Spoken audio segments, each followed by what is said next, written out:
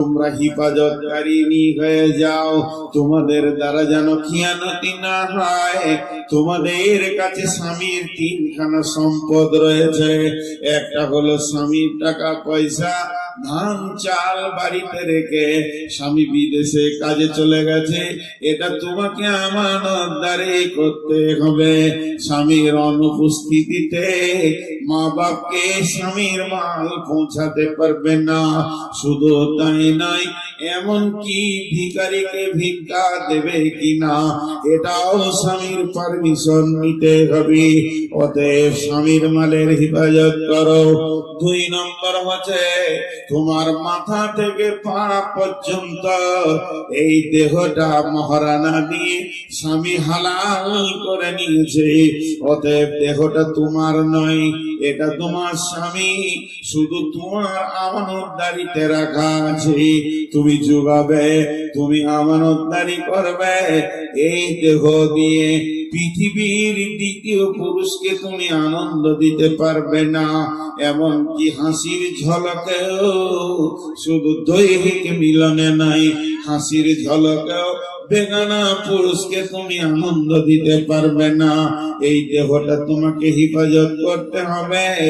আর 3 নম্বরে হলো স্বামী তোমার পেটে যে অমূল্য ধনটা দিয়েছে, এটাকে তুমি স্বামীর অনুপস্থিতিতে, স্বামীর বিবেচনার বাইরে, বিবেকের বাইরে অজান্তে ঔষধ খেয়ে নষ্ট করে দেবে না। আল্লাহ তাবারাক ওয়া তাআলা বলছেন, তোমাদের কাজগুলো অনেক বহনকৃত কাজ। স্বামী বিদেশে থাকবে, দীর্ঘ লম্বা অপেক্ষায় থাকতে হবে।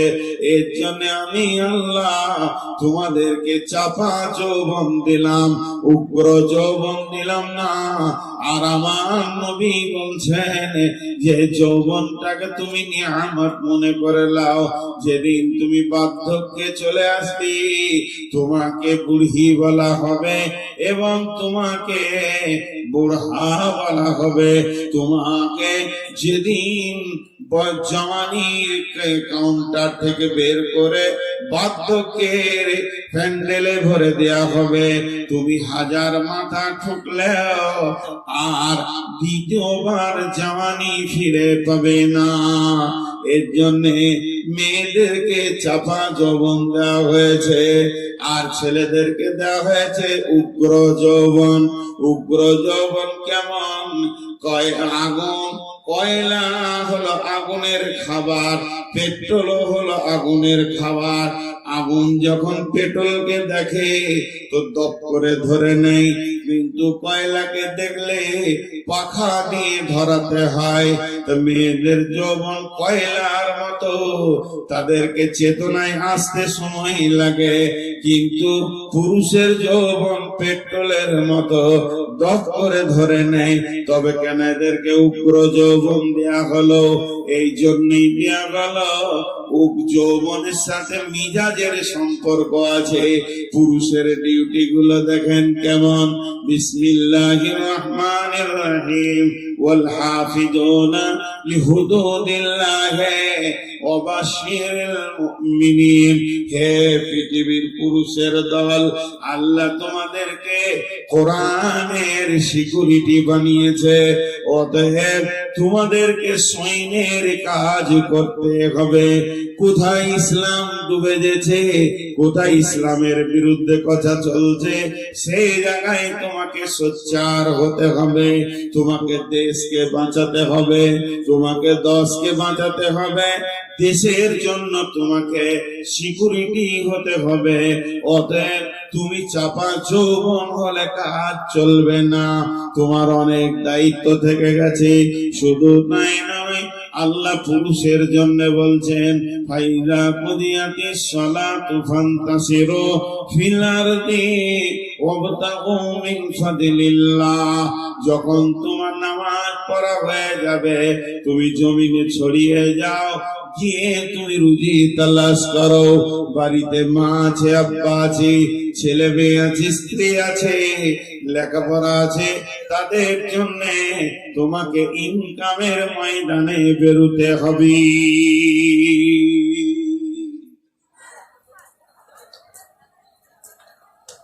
আয়াত একটা, হুকুম দুটা। আয়াত একটা, হুকুম দুটা। ফাইদা কুদিয়াতিস সালাতু ফান্তাসিরু ফিল আরদ। আয়াতটা একটা, সূরা জুমায়। হুকুম দুটা লুকানো আছে। নামাজ পড়ো, রুজি তালাশ করো। নামাজ পড়া যেমন ফরজ, রুজি তালাশ করা ফরজ। নামাজ ছেড়ে দিলে যেমন গুনাহ, হালাল উপার্জন ছেড়ে দিয়ে যুবক যদি চুপ করে বসে দিন কাটায় তো ওই রকম গুনাহ। একটা লোক নামাজে আলহামদু পড়ছে, কুলহ পড়ছে, যে নেকিটা পাবে, আর একটা লোক ডাক বাংলায় মরে এমনি করে হাতে চানা নিয়ে আর চিড়ে নিয়ে বাদাম নিয়ে বিক্রি করছে, বাদাম বাদাম বাদাম, একই নেকি।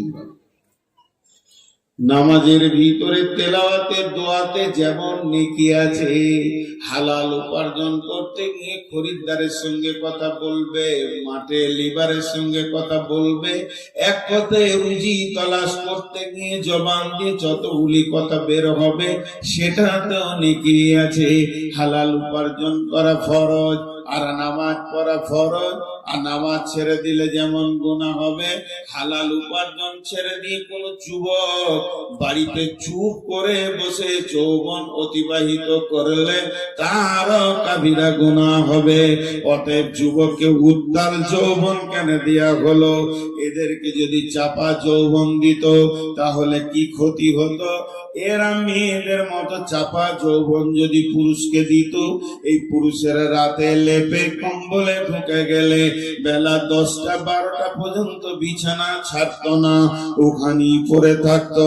তাহলে রেল চলবে কি করে, বাস চলবে কি করে, ডাম্পার চলবে কি করে, দোকান চলবে কি করে, ফ্যাক্টরি চলবে কি করে, কলেজ ভার্সিটি চলবে কি করে? এগুলো পুরুষের মাথায় দেশের ইনকামটা ধরছে।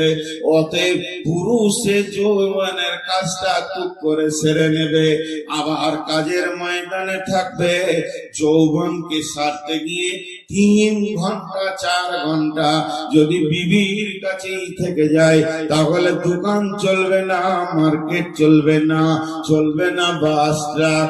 এর জন্য আল্লাহ পুরুষের যৌবনটাকে ক্ষণেকে দিলেন, উগ্র দিলেন, আর মেয়েদেরকে যৌবনের হিফাজত করতে হবে। এই জন্য ওদেরকে ধীর করে দিলেন, উত্তাল দিলেন না। যদি কোনো পুরুষের যৌবন ট্রান্সফার করে একটা মেয়েকে দেওয়া যায়, আর মেয়ের যৌবনটা যদি পুরুষকে দেওয়া যায়, পুরুষ বিছানা থেকে বের হবে না, আর মেয়েটা পর্দায় থাকবে না, কাপড় খুলে মাঠে মাঠে মাঠে মাঠে পাগলির মতো দৌড়ে বেড়াবে। তো আমার নবী বলছেন, শাবাবাকা কাবলা হারামিকা। এই উত্তাল যৌবনটা আল্লাহর দেওয়া, এটা দরখাস্ত দিতে হয় না, ডেপুটেশন দিতে হয় না। ঠিক টাইমে আল্লাহ বডির ভিতরে যৌন উত্তালকে ভরে দেয়, আবার একটা টাইম আছে যৌবনকে কেড়ে নেয়। অতএব বিশ্বনবী বলছেন, জওয়ানিকে নিয়ামত মনে করো বার্ধক্যের আগে। কেন? আল্লাহ রাসূল বলছেন, সামাতুনি দিল্লাহু ফি দিল্লিহি ইয়াউমুল্লা দিল্লাহ ইল্লা দিল্লুহু ইমামুন আদিলুন শাবুন নাশা ফি ইবাদাতিল্লাহ। কঠিন কিয়ামতের দিনে আল্লাহর রহমতের ছায়া ছাড়া কোনো ছায়া থাকবে না, যেটাকে আমরা আরশের ছায়া বলি। ওই ছায়াতে 7 শ্রেণীর লোক থাকবে, 7 রকম আমলের লোক ওই ছায়াতে বাস করবে। তার মধ্যে একটা হলো ওয়াশাবুন নাশা ফি ইবাদাতিল্লাহ। ওই যুবক, ওই যুবতী যে যৌবন কালটা আল্লাহর হুকুমে অতিবাহিত করেছে। অতএব যৌবন কাল এমন একটা নিয়ামত, এটাকে হিফাজত করতে হবে, আল্লাহ এবং রসুলের হুকুমে চালাতে হবে।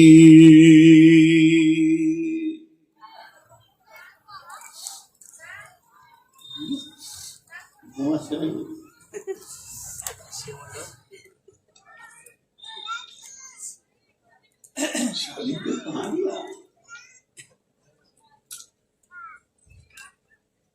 একটা বলা হলো 3 3 6 3 9 12টা উঠলো।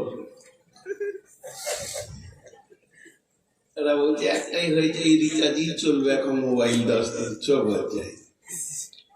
এখানকার লোকের আদতও খারাপ আছে, কিছু খারাপ মনে করি আর না। একটা প্রসঙ্গ বিষয় নিয়ে কথা বলছি, তারপরেও নাম্বার 2, সিহআতাকা ক্বাবলা সুকুমিকা, সিহআতাকা ক্বাবলা সুকুমিকা। আল্লাহর নবী বলছেন, হে মানব কুল, আমার উম্মতের দল, তোমরা গাফলতিতে আল্লাহর দেওয়া নিয়ামতকে ভুলে যেও না, হারিয়ে দিও না। শুনে নাও, 5 নম্বরের 5টার মধ্যে নাম্বার 2 হচ্ছে সুস্থ শরীর একবার পাবে, যেদিন তোমাকে রোগে ধরবে এই সুস্থ শরীরটা আর দ্বিতীয়বার তুমি ফিরে পাবে না। সুস্থ শরীর এমন একটি নিয়ামত, সুস্বাস্থ্যর মতো নিয়ামত পৃথিবীতে কিছু নাই। সুস্থ শরীর কত বড় নিয়ামত, যার রোগ হয়েছে ওকে জিজ্ঞেস করো।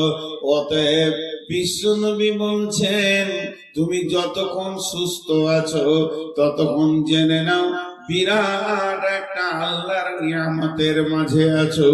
যেদিন তোমাকে রোগ ধরে নেবে, 1000 মাথা ঝুঁকলাও আর দ্বিতীয়বার সুস্থ শরীর ফিরে পাবে না। রোগ 2 রকম, একটা ডিজিটাল, একটা নরমাল। আজকে জ্বর সর্দি একটু হলো, মাথা ব্যথা কালকে ছেড়ে গেছে, এটা নরমালি হয়। অ্যাক্সিডেন্ট হয়ে গেছে, হাড় ভেঙে গেল, 2-4-6 মাসের পর ঠিক হয়ে গেল। আরেকটা রোগ আছে, আপনার বয়সের সাথে সাথে আসবে, হয় প্যারালাইসিস, না হয় লো প্রেসার, না হয় হাই প্রেসার, না হয় ডায়াবেটিস সুগার, তা যদি না হয় কোলেস্ট্রল, তা যদি না হয় প্যারালাইসিস, এতেও যদি না হয় ইয়াদদাস্ত, মাথার কথা মনে থাকবে না, এই রকম কোনো না কোনো একটা রোগ আপনার কাছে বয়সের জন্য এসে হাজির হয়ে যাবে। বিশ্বনবী বলছেন, ওই রোগটা যখন আসবে, ওই রোগটা মত পর্যন্ত তোমার সঙ্গী হবে। অতএব এই রোগ আসার আগে তুমি আল্লাহকে বেশি করে ডেকে নাও, 5 ওয়াক্তে মসজিদে যাও, 5 ওয়াক্ত নামাজ পড়ো, উজু করো, দাঁড়িয়ে নামাজ পড়ো। এমন একটা দিন আসবে, সেদিন তুমি দাঁড়াতে পারবে না, বসেও শান্তি পাবে না, শুয়ে নামাজ পড়তে হবে, মসজিদে যেতে পারবে না, বাড়িতে নামাজ পড়তে হবে, আর উজু করতে পারবে না, তায়াম্মুম করে নামাজ পড়তে হবে।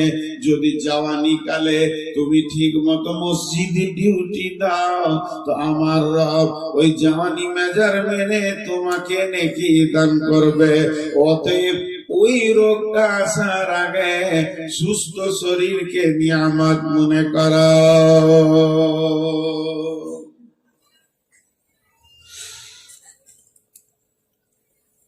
মেডিকেল যারা পড়ে জেনে নিয়ে,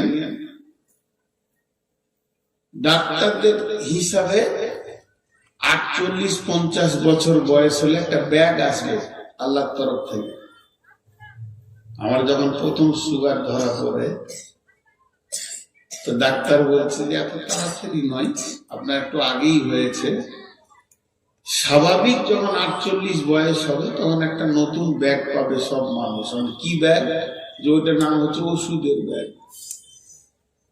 আসবেই ওর কাছে।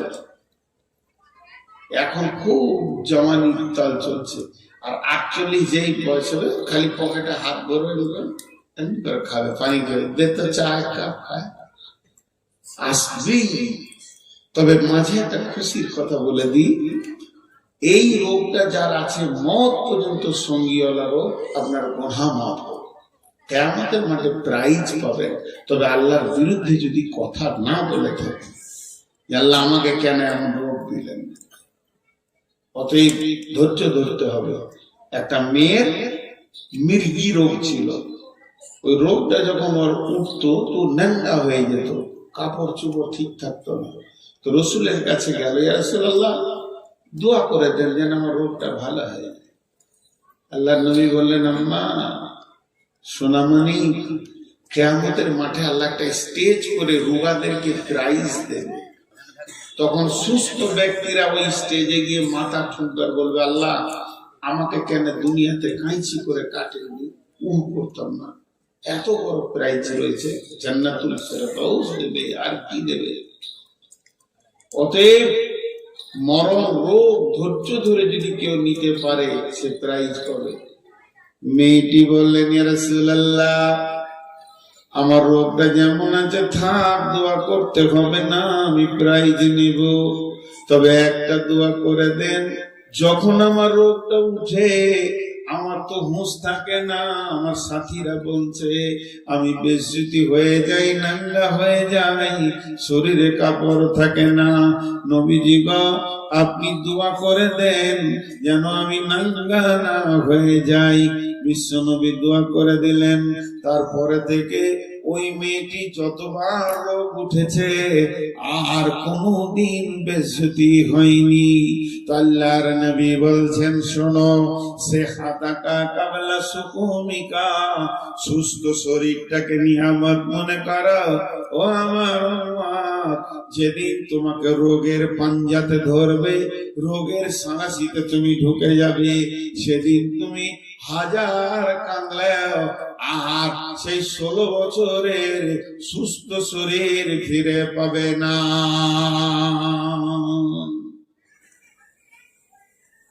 দুইটা হলো না, দুইটা হলো।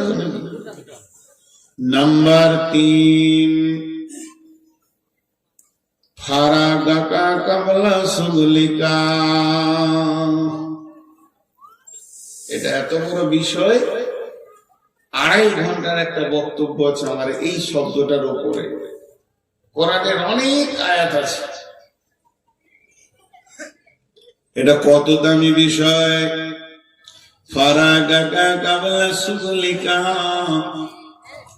বিশ্ব নবী বলছেন সব থেকে পৃথিবীতে নিয়ামত হলো সময়।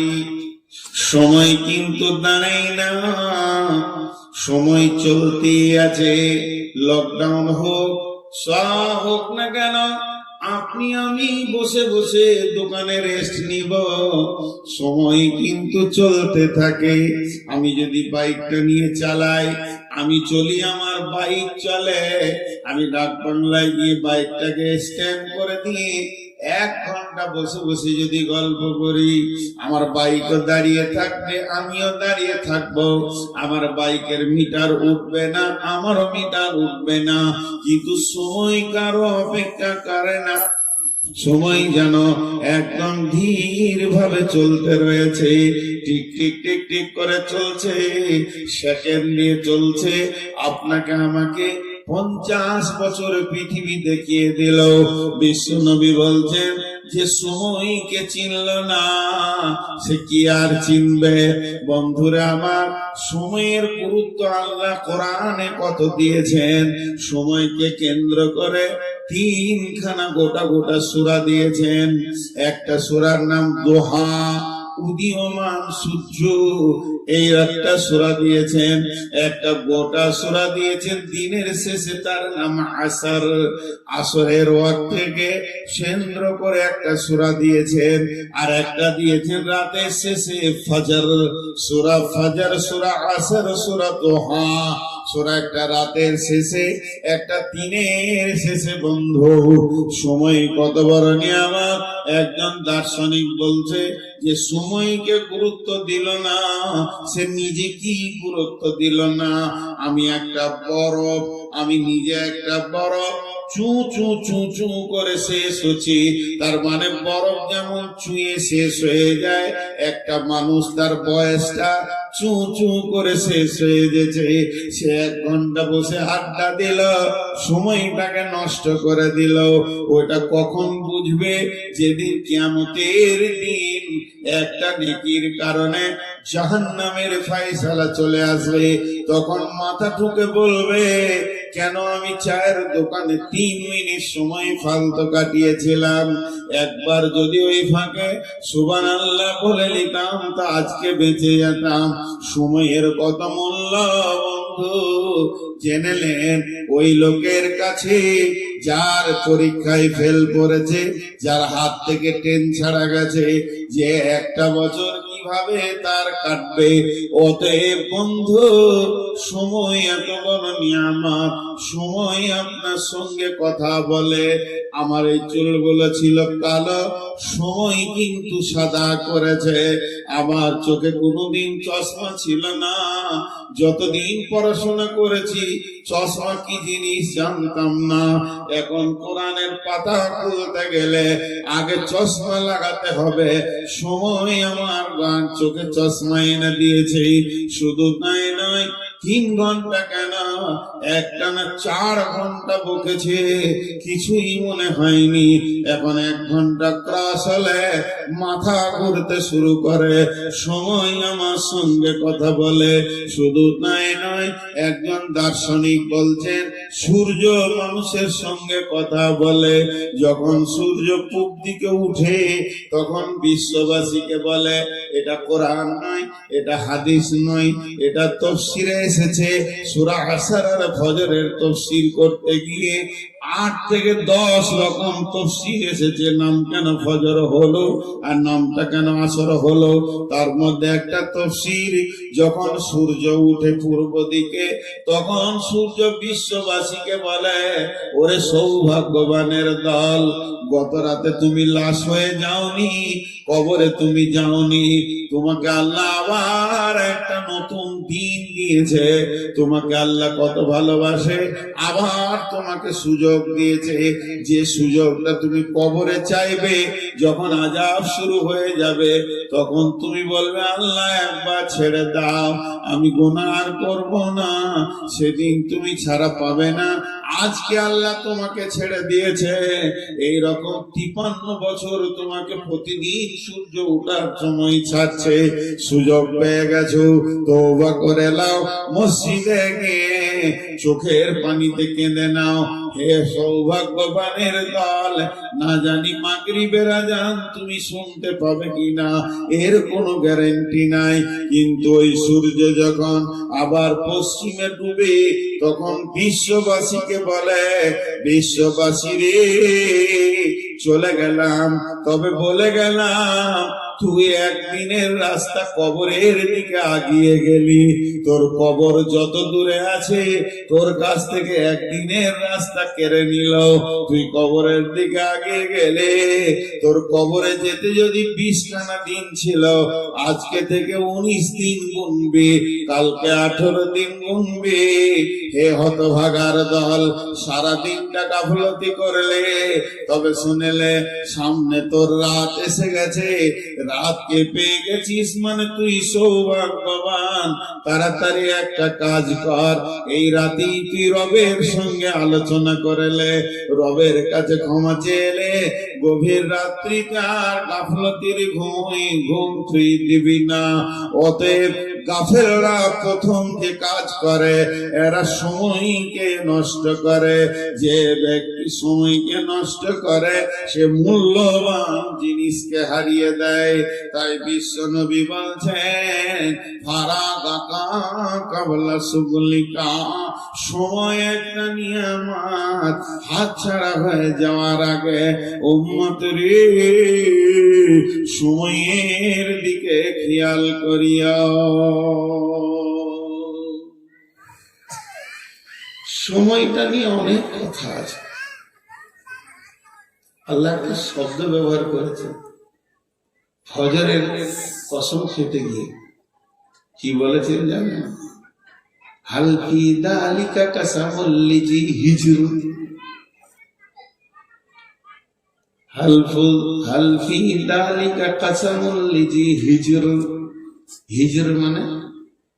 হিজর মানে হচ্ছে চেতনতা। ব্রেক, ব্রেক কত রকম আছে, ডিস্ক ব্রেক আছে, অয়েল ব্রেক আছে, তারপরে ব্রেক লিভার দিয়ে তার ব্রেক আছে, হাওয়া ব্রেক আছে। পৃথিবীতে যত ব্রেক আছে, বিমান থেকে নিয়ে, প্লেন থেকে নিয়ে, রেল থেকে নিয়ে, রকেট থেকে নিয়ে, সাইকেল পর্যন্ত সব ব্রেক গুলোকে যদি এক জায়গায় করে দেওয়া যায় মোটর সাইকেলের, কোনটাই ব্রেক নয়। ব্রেক হচ্ছে বিবেক, ব্রেক হচ্ছে বিবেক। একটা দামি মোটর সাইকেলে চাপানো হয়েছে,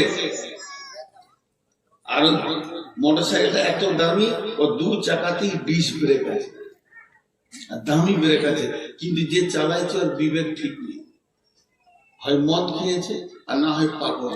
ব্রেকে কাজ করবে? যেটা বলেন ব্রেকে কাজ করবে? আসল ব্রেক হলো বিবেক। ড্রাইভার কখন ব্রেক লিভারকে কাজে লাগায়? যখন ওর বিবেক আগে ব্রেক করে। কথা বুঝতে পারলেন? আল্লাহ বলছেন ওয়াল ফাজরি ওয়ালায়ালিন আশরি ওয়াসফি ওয়াল ওয়াতরি ওয়াল লাইলি ইযা ইয়াসরি। আল্লাহ চারখানা কসম খাওয়ার পর বলছেন হাল ফি যালিকা কাসামুল লিযি হিজর। আমার এই কসমগুলি কি বিবেকবানের চেতনা এনে দেবে না? তারা কি এখনো ব্রেক করবে না? এখনো কি জুয়াতে ঢুকবে? এখনো কি মদেতে ঢুকবে? এখনো কি তাসেতে ঢুকবে? এখনো রান্ডিখানা যাবে? এখনো বেশ্যাগিরি করবে?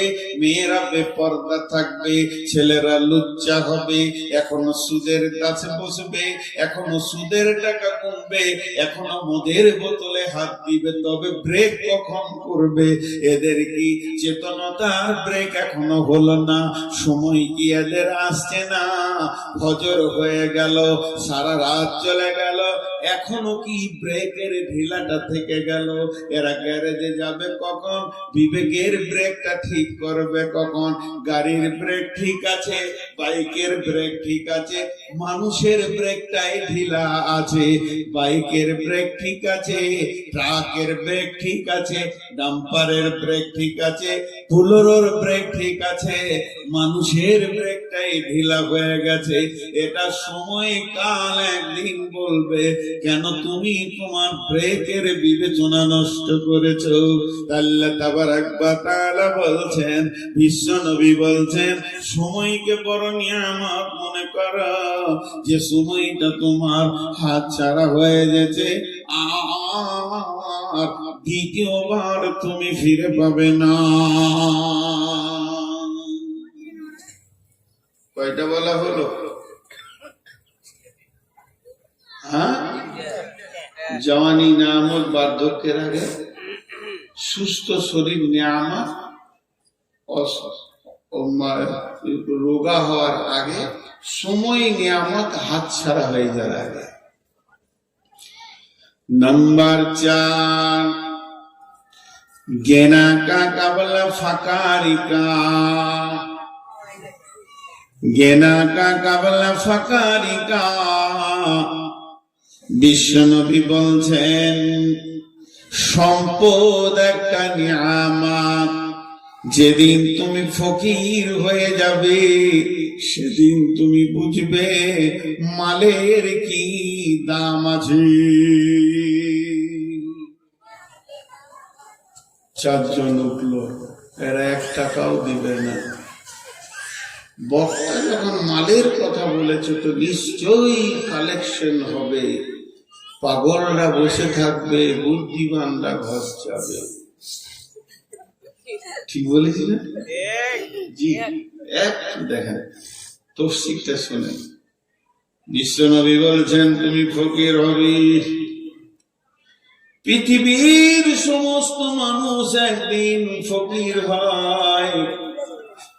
ভালো করে তফসির খুলে দেখলেন কেমন করে ফকির হয়। 50 কোটি টাকার মালিক আজকে আল্লাহ কালকে রাস্তার ভিখারি বানাতে পারবে কি পারবে না? জি দেখেন বাংলাদেশের মন্ত্রী কি হয়ে গেল, আল্লাহর কারিশমা। সাদ্দামকে ফাঁসিতে ঝুলিয়ে দিল বেঈমানেরা, প্রধানমন্ত্রী। সারা পৃথিবীতে বড় বড় কোম্পানিকে আল্লাহ রাস্তায় বসিয়ে দিয়েছে, দিয়েছে কি দেয়নি? এটা একটা ফকির। 2 নম্বর ফকির, থাকতে গরু বইনা হাল, তার দুঃখ সর্বকাল। ও কাকে দেখাইছে কেমন? ওই আমি হিরো আছি, তুমি বসো। এগুলোতে মাথা কেটে দেয়, বক্তব্য লাইন কেটে দেয়। হ্যাঁ বসো। বুড়াটা নিতে খুব সব।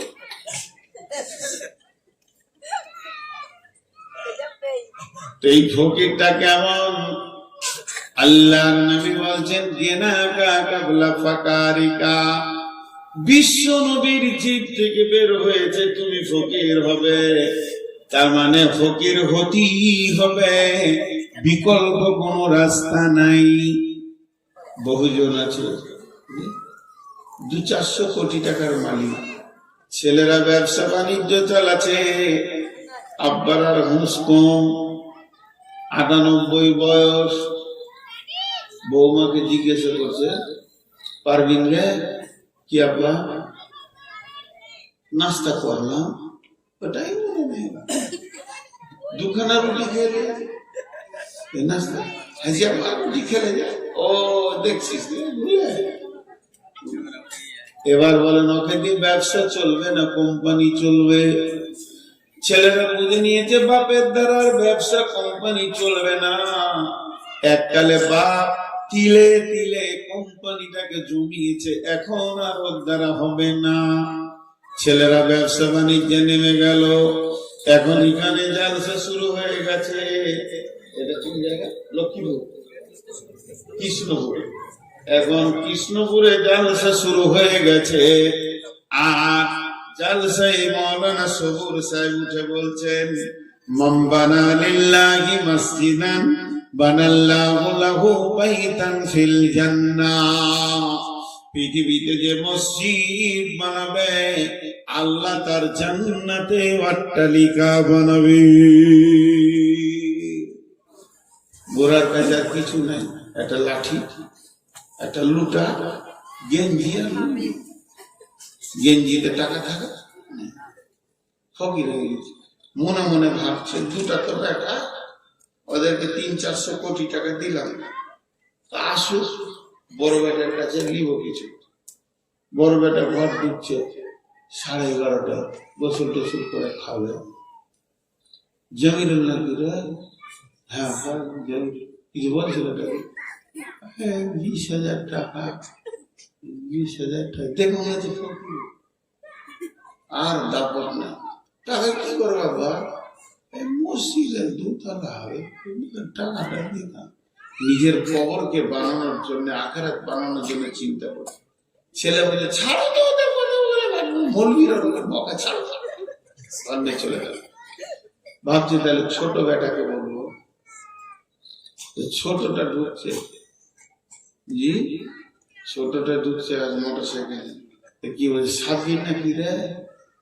তো কি হলো? ওর হুঙ্কারে ও তখন বিনা পানিতে শুকনা ঢোক গেলে দিল। বলছি বাড়ি এলি নাকি, এটা জিজ্ঞেস করছি। চলে গেল। বিশ্ব নবী বলছেন তুই বস, তোর বাপকে বসা, কুষ্টি বসা, আর যতগুলো অঙ্কের মাস্টার আছে নিয়ে বস দে, তুই হিসাব করে তোর জীবনটা দেখ। এখন তুই ভিখিরি হয়ে গেছিস, ফকির হয়ে গেছিস, তোর জীবনে আর কোনো মূল্য নাই। তো বিশ্ব নবী বলছেন গেনা কা কাবলা ফাকারিকা, মাল আছে, মালের একটা হ্যান্ডেল আছে। যতদিন হ্যান্ডেল তোমার হাতে, মসজিদে দাও, মাদ্রাসায় দাও, নিজের অ্যাকাউন্টে জমা করে নাও। যেদিন হ্যান্ডেল হাত ছাড়া হয়ে যাবে, হে আমার উম্মত, সেদিন হাজার মাথা ঠুকলেও তোমার ছেলে তোমার নামে দান করবে না। ওরা যে দান করছে না এর জন্য দূষিত ওরা নয়। ন্যাংরার আটিতে ন্যাংরা হবে, ফজিলির আটিতে ফজিলি হবে, আবার গুঠির আটিতে গুঠি হবে। তুমি গুঠির আঠি বসিয়ে দিয়ে ন্যাংরার অপেক্ষা করতে যেও না, কিয়ামত পর্যন্ত হবে না। তুমি নিজে ছিলে হাড় কিপটে বখিল মাল, তুমি দান করনি, তোমার ছেলেও দান করবে না। তুমি তোমার বাপের নামে 10 টাকাও কাউকে দেয়নি, তোমার ছেলে তোমার নামেও দেবে না। বড় বড় ইসলামী চিন্তাবিদরা বলছে ছেলেদের হাতে টাকা দিয়ে দান করো, তুমি দিও না, বরং তুমি ছেলেকে ডেকে বলো বাবা টাকাটা জমা করে এসো তোমার দাদুর নামে। গিয়ে বলবে আব্বাজান আমার বাপের তার বাপের জন্য দান করেছে, দাদুর জন্য। ছেলেরও বিবেকের চেতনার ঘরের হুড়কাটা খুলে যাবে, ছিকচিনি খুলে যাবে, ছেলেও 2 চোখে দেখতে পাবে। আমার বাপ যদি তার বাপকে 20 টাকা দিতে পারে, যেদিন আমার বাপ কবরে থাকবে আমিও বাপের নামে 50 টাকা টেবিলে ফেলবো। বানা বন্ধু আমার, ন্যাংরার আটিতেই ন্যাংরা হয়। অতএব বিশ্ব নবী বলছেন তুমি তোমার মাল হাতছাড়া হয়ে যাওয়ার আগে দিনের কাজে তুমি লাগিয়ে লাও। বিশ্ব নবী বলছেন খাসলাতু মিন উম্মতি মালি মালি মালি, আমার উম্মতের অভ্যাস হচ্ছে খালি মাল মাল মাল। কিন্তু মালের ভিতরে 3টি মাল তোমার, যেটা তুমি খেয়েছো এটা তোমার মাল, ওটা পায়খানা হচ্ছে, যেটা তুমি পড়ছো এটা তোমার মাল, এটা পুরাতন হয়ে যাচ্ছে। আর যেটা তুমি টেবিলে দিছো এটা তোমার মাল, এটা কোনোদিন ভাগ হবে না। জমি ভাগ হবে, জায়গা ভাগ হবে, মেরাসের সমস্ত মাল ভাগ হয়ে যাবে, কিন্তু টেবিলের মাল কোনোদিন ভাগ হবে না। এটা তোমার সলিড, তোমার অ্যাকাউন্টে জমা হচ্ছে।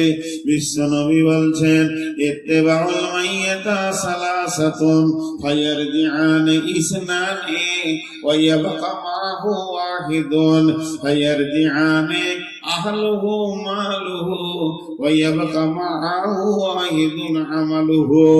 আল্লাহর নবী বলছেন মানুষ যখন মরে যায় তার সঙ্গে 3টে জিনিস যায়, একটা তার আহাল যায়, 2টা তার মাল যায়, 3 নম্বর তার আমল যায়। আর যখন মাটি হয়ে যায়, দাফন হয়ে যায়, 2 জন ফিরে চলে আসে, আহাল আর মাল ফিরে চলে আসে, আমল তার সঙ্গী হয়ে যায়। কি হলো? একটু দিতে হবে। এবার কি করবো? চুপ করে বসে